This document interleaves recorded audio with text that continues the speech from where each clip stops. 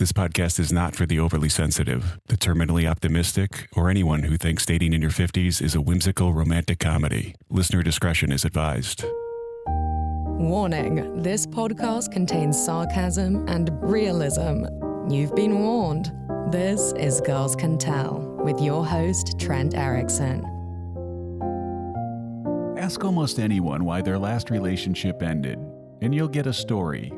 A confident, often detailed story, and in that story, they're reasonable.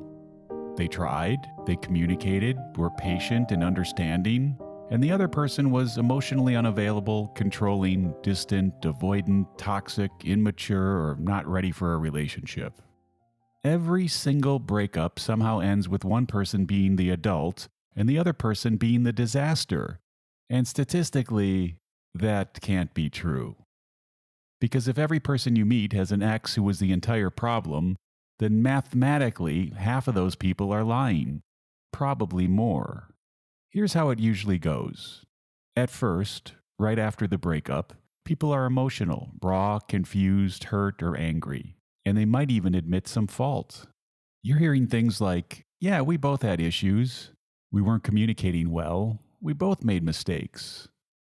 But give it a few weeks, a couple months, or one conversation with friends where everyone tells them they deserved better, and suddenly the story changes. Now it becomes how you tried everything. They shut down, pulled away, and ruined it. And over time, that version hardens into fact, like concrete with a homeless person's dirty footprint in it.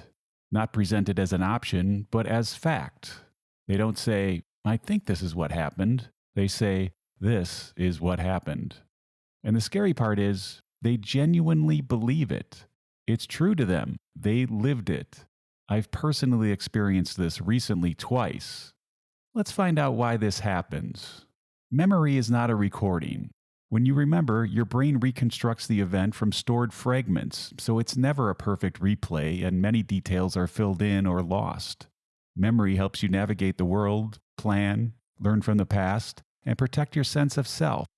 Your brain is not built to preserve perfect accuracy. It's optimized to extract meaning, detect patterns, and prioritize information that is relevant, emotional, or useful for future behavior. Emotions shape what you store and how you recall it. So, if remembering something in a certain way supports your belief about yourself or helps you cope, that version can become the one that feels most real. Your brain edits the story, slowly and conveniently. Little things shift first. The tone of a conversation changes in your memory. The order of events rearranges itself. The part where you escalated gets minimized, and the part where they reacted gets magnified. After long enough time, you're not remembering the actual relationship, you're remembering the version of it that lets you sleep at night. The longer it's been since the breakup, the more confident people become about their versions of events. You'd think it would be the opposite. You'd think distance would make people less certain, but it actually makes them more certain because every time they tell you the story, they reinforce it. Every retelling locks the narrative in a little deeper. Friends validate it and family supports it. New dates nod along and nobody says, hey, are you sure you're remembering that correctly? Nobody wants to be that person, and who's around to question it anyway? So the story never gets challenged. It just gets repeated until it feels like the only narrative that fits. Here's what makes it worse. Your friends and family want to support you. They love you. They hate seeing you hurt. So when you tell them your version of what happened, they believe you and validate you. They tell you how you deserve better, and they didn't appreciate you, and you were too good for them, and they mean it. But the problem is, they're only hearing your side. They don't have access to the full story. They don't know what happened behind closed doors, your tone during arguments, what you said when you were angry, or how you shut down. They only know what you tell them, and what you tell them is already filtered through your own perception. So they're validating a version that might not be accurate. And every time they do, it makes it harder for you to question that version yourself. Because now it's not just you believing it, it's everyone around you. And that social reinforcement makes the story feel like truth, even when it isn't. That's why people who stay in tight friend groups after breakups often have the hardest time growing, because their entire social circle is invested in one narrative, and challenging it feels like betraying the people who support you. So the story never changes, and the problems you have never get addressed. And here's where it gets weird, because sometimes undeniable proof exists. Old texts, emails, voicemails, and actual documented timelines. And sometimes when you look back at them, they don't match the story anymore. Not even close. Things that supposedly happened one way didn't. Things that were supposedly said weren't.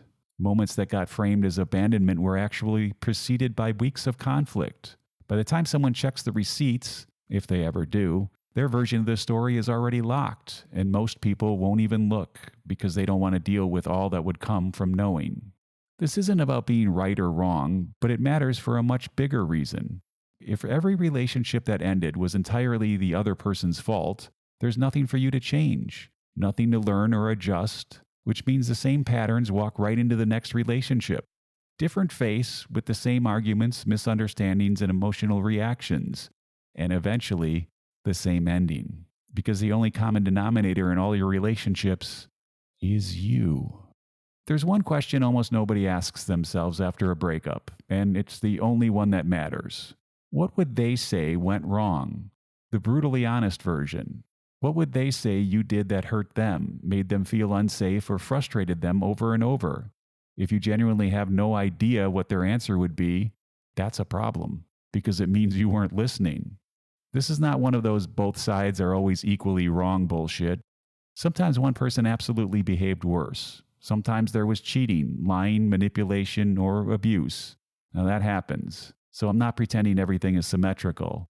This is about something simpler. Even in a relationship where one person behaved badly, the other person still ignored red flags, stayed longer than they should have, avoided conversations. They had some part in its demise. There's always something to learn. Always. People resist this because the alternative hurts. If you admit you contributed to the failure, then you have to accept you might do it again. It's emotionally safer to believe, I just keep picking the wrong people, because that means the solution is external. Just find a better partner. No internal change, uncomfortable self-examination, or ego damage required. Just better luck next time. That's comforting, but completely useless. People grow from the accuracy of how they process a breakup afterwards. If your takeaway is, they were crazy, avoidant, or they just weren't ready, you learn nothing. Real learning is asking, how did I respond when they pulled away? Pursue or give space, escalate or de-escalate conflict. Did I listen or wait to respond? Express needs clearly or expect them to read my mind? Did I get defensive when they brought up concerns, or did I make them feel safe bringing things up? These aren't comfortable questions, but they're important ones, because you can only control how you respond. And if your only takeaway is they were broken, you learn nothing about your part in the dynamic, which means you bring the exact same problems into the next relationship. Different person, same patterns, same outcome. Growth only comes from figuring out what part of the dynamic you helped create. Understanding this gives you control next time. Blame gives you absolutely nothing. Most relationship endings are not caused by one massive event. They're caused by repeated small ones. Tone, defensiveness, avoidance, escalation, shutting down, not listening, and letting resentment build. Things that show up quietly and daily. And because they feel small in the moment, nobody notices how much damage they're causing until the relationship collapses. And by that time, both people feel blindsided, even though the collapse was years in the making. What happens in real life is one person raises a concern, the other person gets defensive, so the first person stops bringing things up. Now the second person thinks everything's fine because nobody's complaining, but resentment is building silently. Until one day the first person says, I'm done. And the second person is shocked. They say, you never told me there was a problem. But they did. They just stopped after it became clear nothing would change. And that's the problem, because it's not one dramatic moment, just small disconnects repeated over and over until the relationship dies quietly. Here's a simple test.